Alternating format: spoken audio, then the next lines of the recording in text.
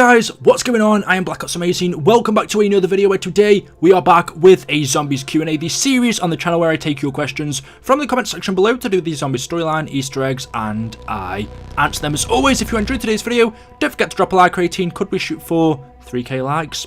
I don't know. Make sure you are subscribed to stay up to date with the latest content, and of course, let's get into it. Here we go, and enjoy. So the first question of the day is from Kevin M. and you say, I asked this on a previous video, but I'm really curious, so I want to ask again. In Blood of the Dead, what language is written on the walls of the Warden's office? And I do just want to say, if you are leaving questions in these Q&As, there are hundreds of comments on each and every video. It's difficult for me to go through every single one, so if I don't pick your question, I do want to apologise.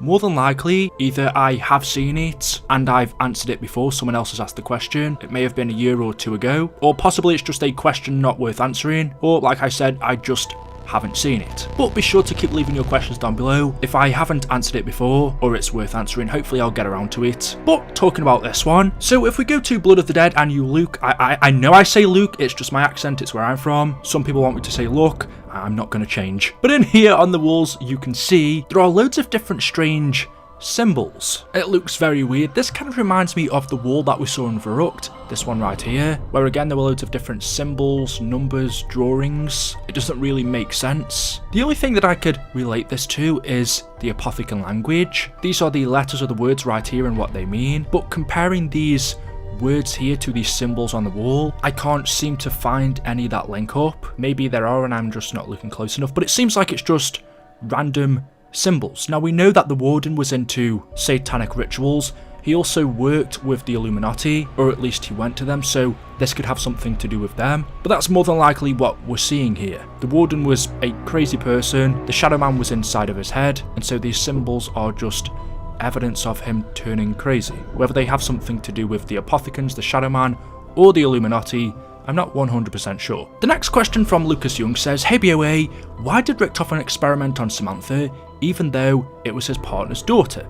Was there something special about her, or was it something else? So this was all down to Richthofen being corrupted by the Dark Ether, the Shadow Man, a voice in his head, instructing him on what to do. Whether or not he had a specific reason on why he chose to experiment on Samantha, we don't know. It could have been just down to him wanting to do it because he was evil. I believe that's more the case. I don't think there was anything he was trying to get out of her. We know during that time, in September of 1945, Samantha at that point hadn't gone inside of the MPD, so she had no powers, she was just a regular girl. The Canorium tells us on September the 2nd, 1945, Richthofen reports Pablo has died following a spleen removal. He also reveals he's been performing experiments on Samantha, and that is when World War II ends. And if you listen to the radios from Call of the Dead, he says this.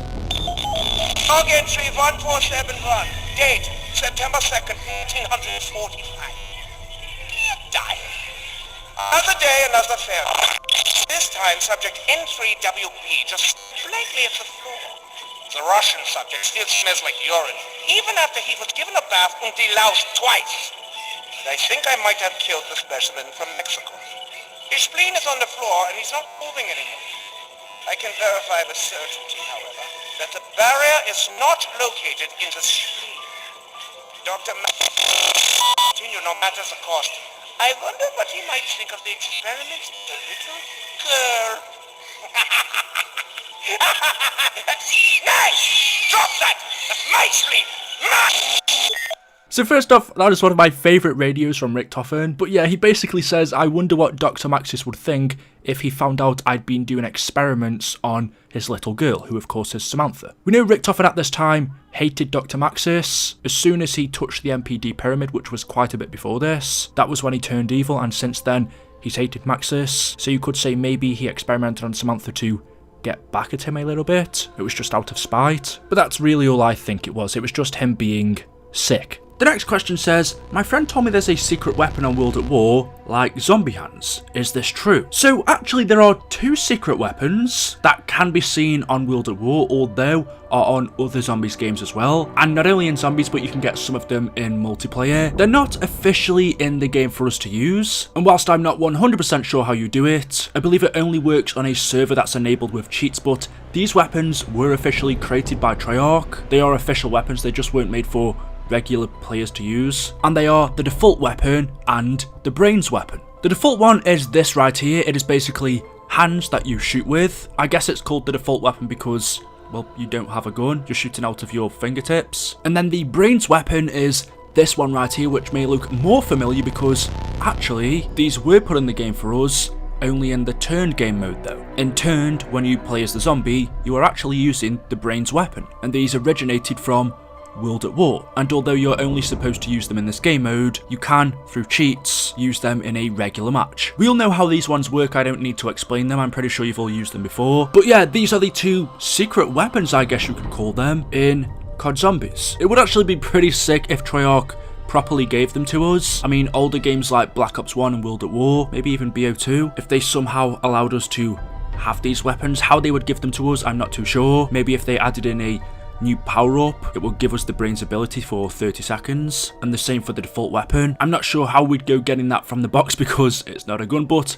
yeah, they're really cool. I actually forgot about these, but I believe I have used them a couple of times back in World at War, especially now if you go back into the game. If you can get in a lobby, more than likely it's going to be modded, and there's a chance that the modder might give you these two weapons. Generic Gaming says, hey BOA, why were the Wolf King's bones scattered around Horizon Draka? So in the Canorian we are told, as we know, once the Great War came to an end and Primus defeated the Apothicons, one of the people that fought in the Great War was the Wolf King, leading his men into battle. But once it was over, before Primus left, they instructed the Wolf King to build the Horizon Draka castle, in which he did, and then 18 years later, as the Wolf King was dying, we believe he was shot by an arrow in a separate battle. He instructed his servant, who was Arthur, to scatter his bones around the castle, and that's exactly what happened. Why he wanted his bones to be scattered around Horizon Draka, we're not told his reasoning. Perhaps it's just because it was his castle, he wanted to be buried in his home. We know he was buried alongside his wolves as well, but yeah, that's all I can give you for that one.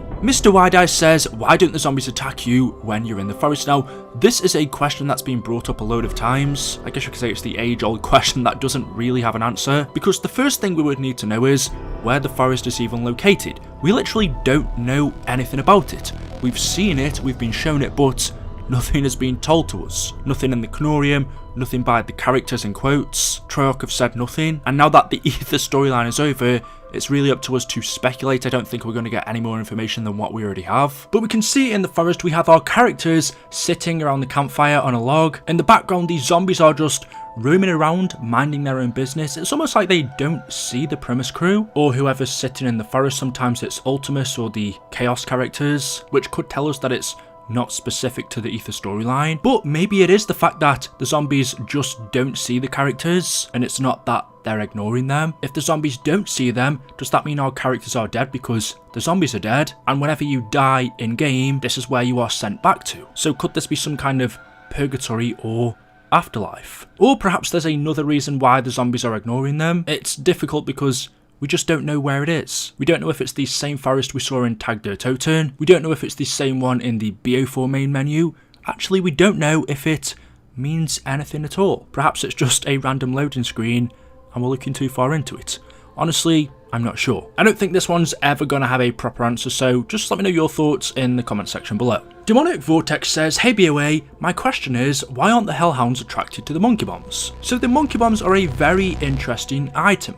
We don't really know how they work, what attracts the zombies to them. Is it the music? Is it the symbols? Is it the fact that they're a monkey? Is there something inside of them? We know that they were created by Richthofen. He stuffed one of them, added some attachments such as the symbols and some dynamite. We also know he gave one to Samantha as a present. Pretty dangerous thing to do. But why exactly the zombies are attracted to it is a little bit weird, because we know that the monkey can talk. When you throw it, when you wind it up, sometimes it will say Sam, referring to, I guess, its owner, Samantha. And one of the main Easter eggs with this monkey is if you throw it into the furnace in Reese, it will begin to scream. It seems to have emotions. I'm wondering, when Richthofen created it, did he know that zombies would be attracted to it? But yeah, in terms of your question, why the Hellhounds aren't attracted to it, well, we don't even know what attracts the zombies to it in the first place. I would guess it's the music. Zombies are humans, so is that why they're attracted to it? Of course, dogs don't listen to music. That sounds really weird. Honestly, guys, with this one, I just don't know. It's one I can't answer. So let me know your thoughts in the comment section below. As always, hopefully you have enjoyed today's video. If you have, you know what to do. Drop a like rating. Make sure you are subscribed to stay up to date with the latest videos on the channel. Thank you guys so much for watching, and I will see you all in the next video. Until then, goodbye.